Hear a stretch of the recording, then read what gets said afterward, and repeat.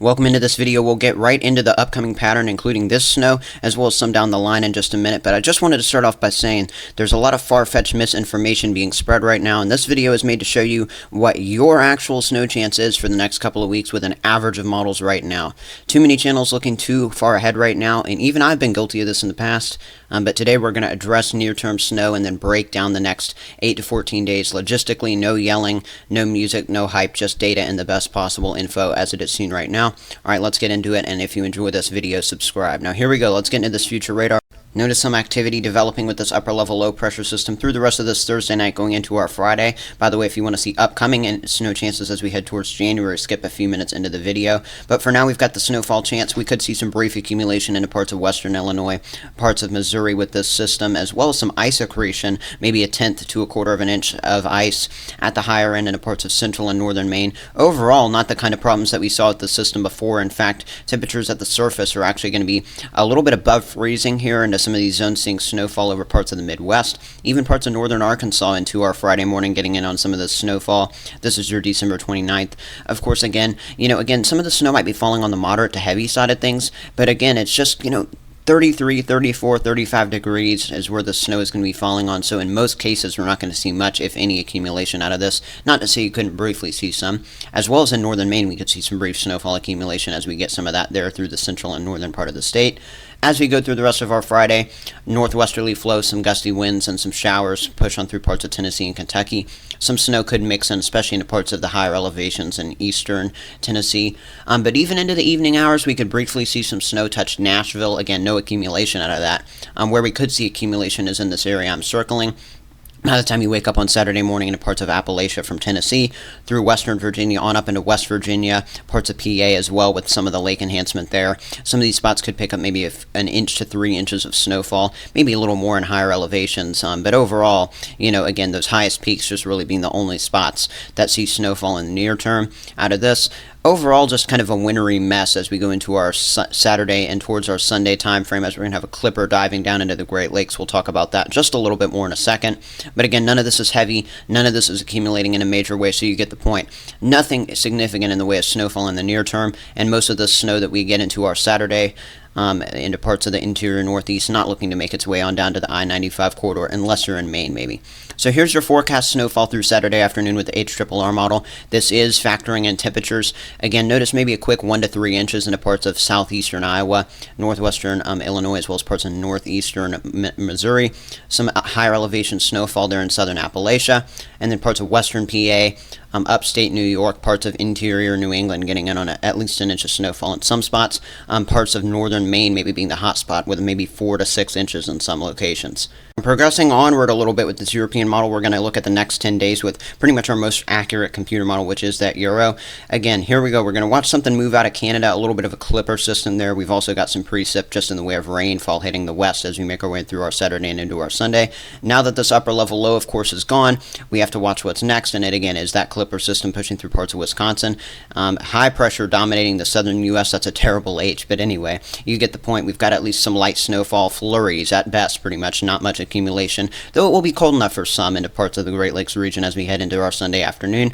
All of this is falling as light precipitation. We could see some light rain into parts of Indiana and Ohio, but maybe in the Chicago area some flakes will fly. Parts of Erie, PA, parts of western New York getting in on some quick snow. That looks to degrade. Maybe some light snowfall hitting parts of West Virginia in the Appalachian Mountains in that region, in that area I just circled. But this system pretty much falls off the East Coast. No snowfall for unusual areas or even some common areas out of this system. So again, we continue to see things pretty much dry all the way into our early part of our new year. Monday and Tuesday of next week, so New Year's Day as well as Tuesday. We could see a low pressure system track along the southern corridor of the U.S. with the GFS, just not seeing that with the Euro. That would probably not bring much snowfall, if at all, to anywhere except higher elevations, again, if it were to do so. That's because we've got overall high pressure moving into play. Now, once things begin to get a little interesting, that's once we get beyond January 3rd. Again, there's just, not enough evidence with any models right now to be talking about major snowstorms, major Arctic blasts, but nonetheless, we get some, a low pressure system into parts of the Gulf Coast.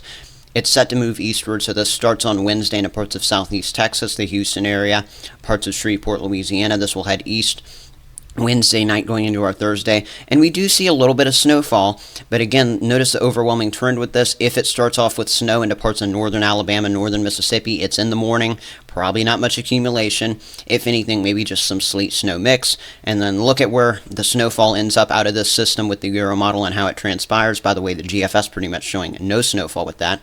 Just a very brief shot of some snowfall in very typical zones in that area I just circled, and again, not even really including central Tennessee, really only into parts of interior northeast New England as well as Appalachia getting in on snowfall out of this system at the best. So again, no snowfall for snow lovers in areas that have not seen anything yet. New York City, places like you, not seeing snow through this point. And even as we make our way, this is now heading towards the 7th of January, no snow is impacting these areas. So I don't really know where this, the major snowstorm stuff is coming from that we're seeing on channels, polar vortex, all of this, this isn't happening right now. So let's talk about 24-hour snow totals. Again, with that clipper, we could see a quick inch or two of some snowfall into parts of the Great Lakes region as we make our way towards the end of this year. Into the new year, again, that system that could track mid to late week next week, we'll see if that could bring some snowfall to parts of Texas and Oklahoma. It would be light and it would be brief. And again, this isn't uncommon for southern corridor riding storms that happen with El Nino. That would move on to the east.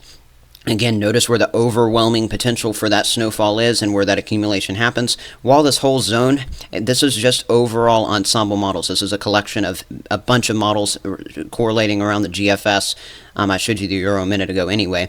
The best accumulation, which is an inch or two, happening in Appalachia only. And again, look at this as this makes its way on up into the northeast. Only interior areas really picking up on any sort of decent accumulation. So again, pretty much as we make our way, looking at both models, ensembles, this is through the 7th, nothing impacting any part of southern New England, areas of the mid-south, the southeast, in any major way. We'll have to see, though. It looks like that chance for something like that might begin to increase sometime after the 8th, 9th, or 10th of January. And let me show you why. Here's your North Atlantic oscillation update. I don't normally talk about big climate patterns like this, but we are entering a negative phase, which is displayed on that bottom graph. You can see it dipping below that gray line in the middle as we enter January. That's a collection of models pretty much showing that we're going to have warmer than average air taking over Canada. That will force colder than average air southward over parts of the eastern United States especially. So yes, if we can get systems to push through when that cold air is in place, in theory, yes, that does increase your snowstorm chance. Does this mean that we're going to have a major polar vortex unleashment? No. Does this mean that we're going to have humongous snowstorms riding up the East Coast every week? No. Okay, this doesn't mean any of that. This is just showing that we're going to have overall a slightly higher chance than normal and a slightly more favorable pattern for snowfall once we get beyond the 10-day period, okay? We're still all the way through January 7th. We're pretty much just cool, but overall just free of snowfall in the southern United States, 5-10 degrees below normal. But remember, we've still got a lot of warm air compared to average over the north-central tier. All the way as we make our way through January 4th, 5th. Notice the reds into parts of the northern United States. This is January 5th.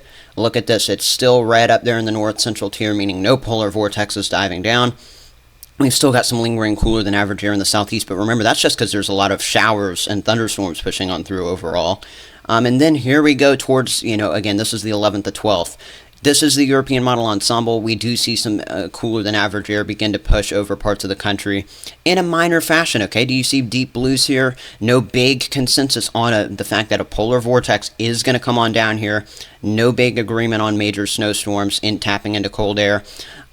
Here's your 500 millibar pattern, which is basically just showing blues being low pressure systems, reds being ridging and high pressure systems. Again, once we get past the 7th and the 8th, I'm going to say this again, that's when I think we begin to actually talk about seeing some sort of system moving through the central and towards the eastern United States. Could that bring snow and a good bit of snow? It certainly could. So we'll have to monitor that closely. But all I'm telling you here is that the next 10 days, just not looking like we're going to see any major snow events. Once we get past the 8th, that's when we'll actually begin to talk about probably some decent snowfall potential. But what I've shown you is an analysis in total in this video. We've, believe it or not, using ensembles and stuff. We've looked at tens of models here. We're not just looking at one hopeful model. So here's my summary: lake effect and Appalachian snowfall accumulations only through New Year's. That's pretty much the only zones that we're going to be seeing snowfall chances through that time frame. Next week's system could bring a lower end snow chance with light accumulation, mostly in higher elevations. But again, with the Euro, you could see some parts of northern Alabama and north Georgia maybe getting on some snow with that. So we'll watch that as we get closer. Once we get to January 8th or 10th, that's when the pattern becomes a little bit more favorable for higher snow chances. But for now, let's get away from the hype and let's actually start talking about what's going on right now with accurate models. Please hit subscribe for accurate, easy to understand, and passionate forecasting. Hope you found this factual video helpful, and hopefully the data was presented in a good way and shows you kind of why we shouldn't just believe these long-term, and potentially misleading information and get our hopes up right now.